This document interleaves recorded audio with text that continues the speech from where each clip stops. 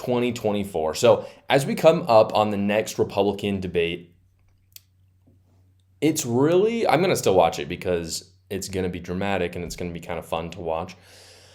But looking at the numbers for the Republican primary, it is impossible to believe at this point that anyone can get any traction on Donald Trump. And let me just say, that makes me a little bit sad because I wish the Republican Party was a little bit more, I guess I like the turmoil a little bit in the Republican Party. I've talked about this before because when there's a little bit of turmoil and there's a little bit of disunity, you have to hash out those ideas and really find out what the Republican Party is made of.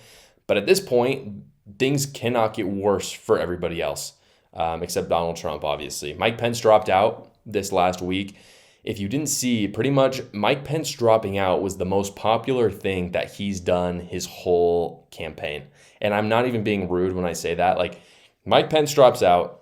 Every single other candidate, except for maybe Donald Trump, but the other ones that are kind of active campaigning, they actually just had good things to say about Mike Pence.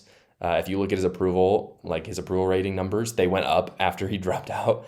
So that's not a great sign for someone, when you drop out and people like you more. But it was obviously a good move from him. I'm sure he could see the writing on the wall that you just can't win when you have 5% and a year left. A year left until the actual general election, let alone the primary, which is much sooner. I don't know how other people haven't seen the writing on the wall yet. I assume that after this debate, if there are no shifting in the polls, you're going to see mass dropouts, probably from everyone except, I would imagine, maybe Nikki Haley and Ron DeSantis. I think you might even see Vivek Ramaswamy drop out, but maybe not. But from Asa Hutchinson, Doug Burgum, Tim Scott, you're going to see them all drop out. As always, I am sponsored by Gulag America. Gulag America is a patriotic apparel clothing brand. Again, you can get their stuff at gulagamerica.com. I've partnered with them because I love their clothing. Super high quality, fantastic. I'm going to actually put some up on the screen right now. Fantastic, just slogans and designs on the shirts. They make as a fantastic Christmas present for your conservative family members, brothers, sisters, parents, uncles, aunts, nieces, nephews. Go check them out right now at gulagamerica.com. If you use my code JoshCarr10, you will get 10% off. Again, don't wait until it's the day before Christmas. They ship them out in a week. It's really awesome. Shipping is really cheap. The clothing is really high quality. Again, go check them out at gulagamerica.com so that you're not scared last minute because you don't have that gift for your family. I just don't see any pathway for them to win at this point. And I understand that politicians have major pride. That's one thing that I know a lot of politicians. I've met a lot of politicians, and they all are kind of stuck in this world of thinking that they have better approval than they do. And despite that pride, I don't see how most of these politicians can look at their numbers and think that they have some sort of path forward, unless, of course, something drastic happens, which I don't see happening at this point because by historical standards, many people would say that drastic things have already happened in this election cycle from, Donald Trump's indictments, and they haven't changed the numbers at all, really. People talk about Donald Trump getting more popular. He's gotten slightly more popular because of the indictments, not by a lot. So nothing really has changed. Of course, I'm still going to watch the debate, though. The most important thing about the debate is honestly just to see who is running to be vice president. And I haven't seen anyone except maybe Nikki Haley, who I think is running solidly as a vice president at this point. I think Donald Trump would choose Carrie Lake or other people who aren't even running against him at this point more than than someone who is like a Vivek Ramaswamy or obviously Ron DeSantis, who Trump spends half of his days making Instagram posts about DeSantis and how bad his campaign is anyway. So I just don't see them teaming up on that front. But I will watch the debate to see if there's anybody who's just kind of accepted, kind of a shift between the second and third debate where you're seeing that this person has been okay, I clearly can't win, but maybe I could be VP. I think we might see a little bit of that, maybe from Tim Scott or Nikki Haley.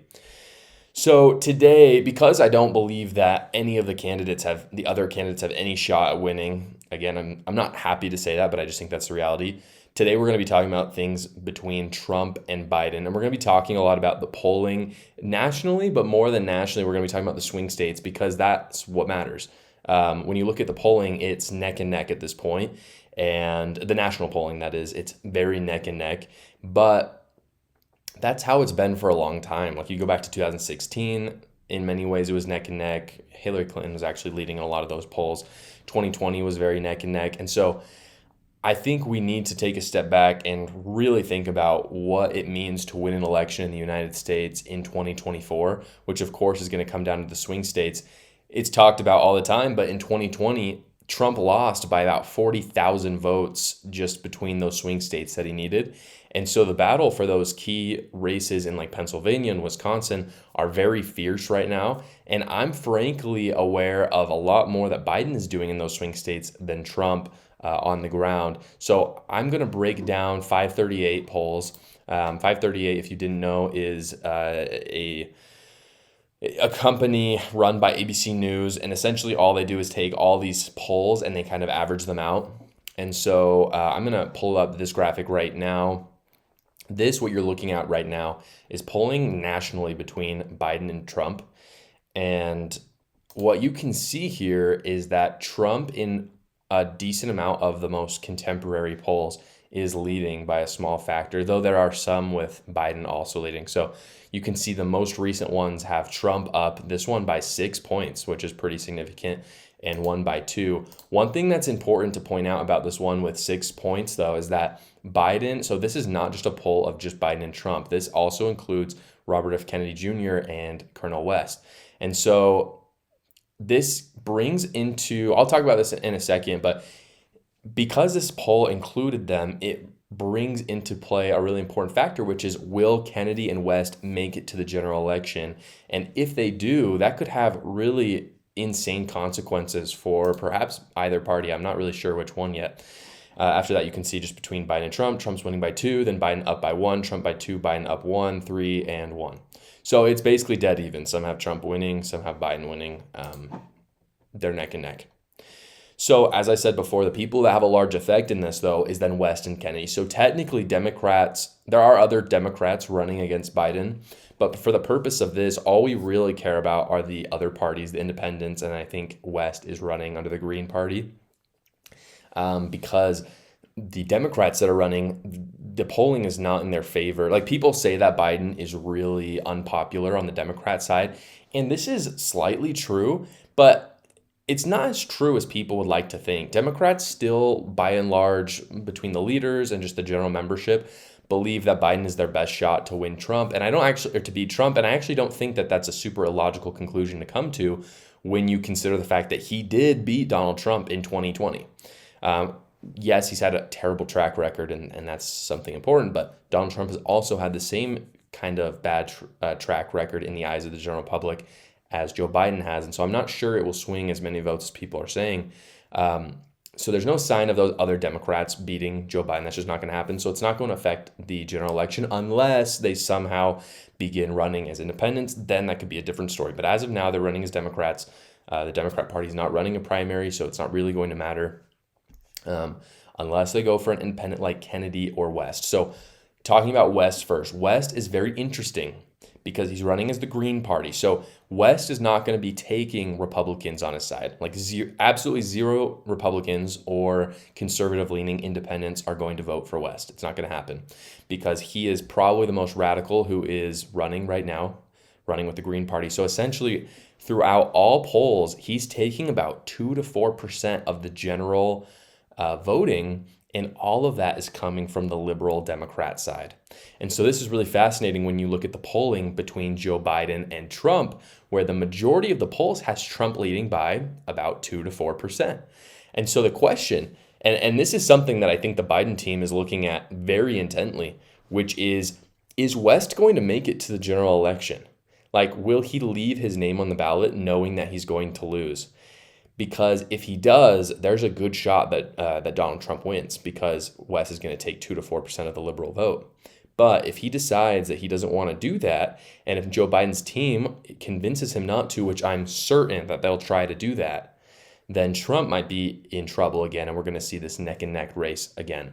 So West actually has a massive potential to screw over Joe Biden and make a win for Donald Trump if he stays in the race till the end. And honestly, from what I've seen, he kind of seems like a seriously prideful person, and I wouldn't be surprised if he goes all the way to the end. But I also can see Joe Biden making a deal with West, knowing that he will lose if West stays in the race, and you may see West in Joe Biden's cabinet or in some other powerful position in the future.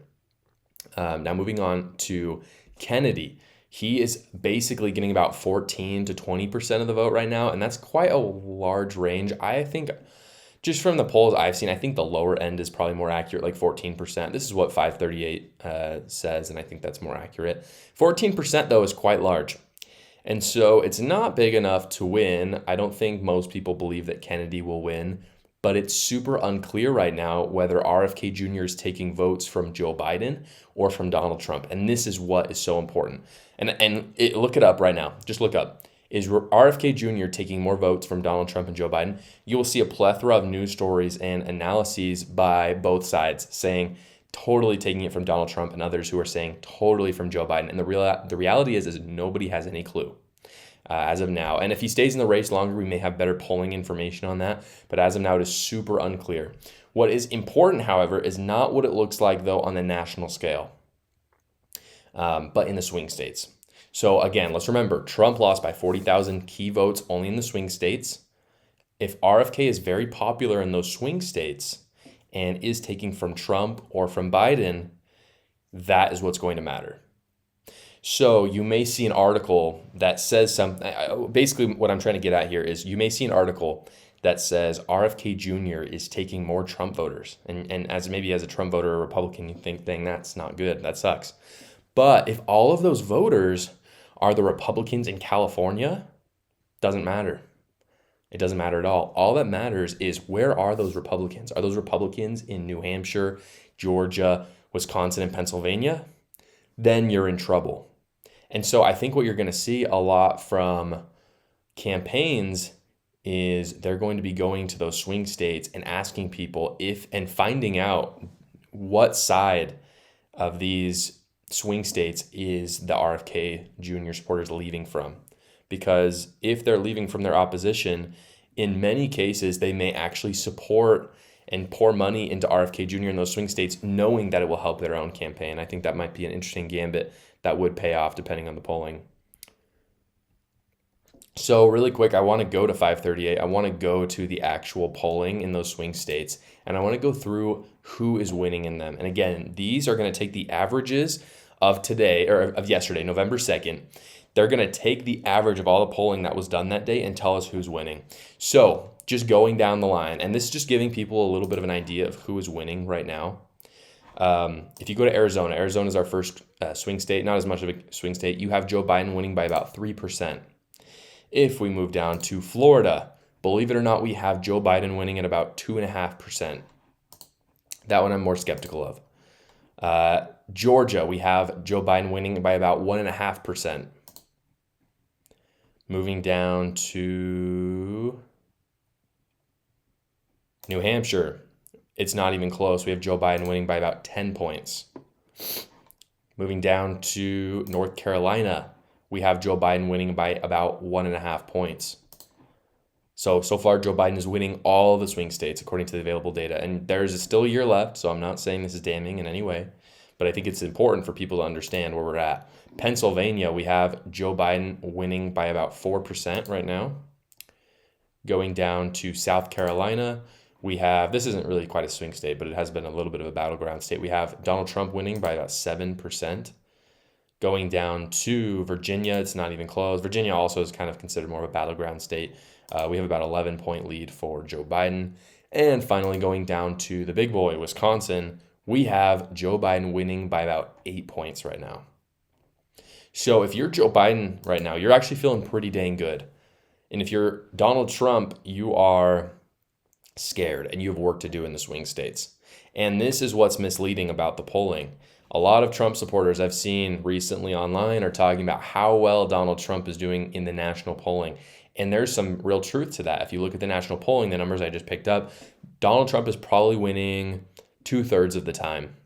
And usually by a factor about 3 or 4%, which almost takes him out of that margin of error threshold. So it's pretty clear by a national poll, Donald Trump's actually doing better, and we might see a little bit of a flip-flop where Donald Trump wins the